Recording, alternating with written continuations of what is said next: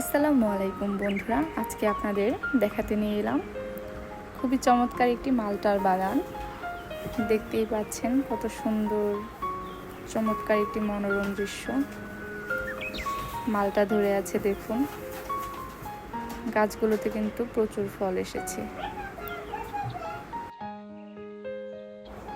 আমার কাছে এরকম প্রাকৃতিক পরিবেশ খুবই ভালো লাগে। তো আজকে বিকেলে ভাবলাম যে একটু ঘুরে আসি।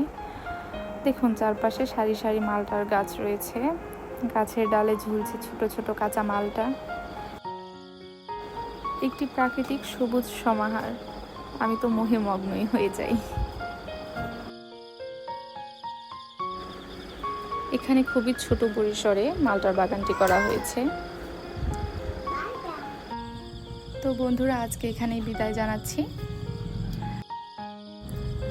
সবাই ভালো থাকবেন।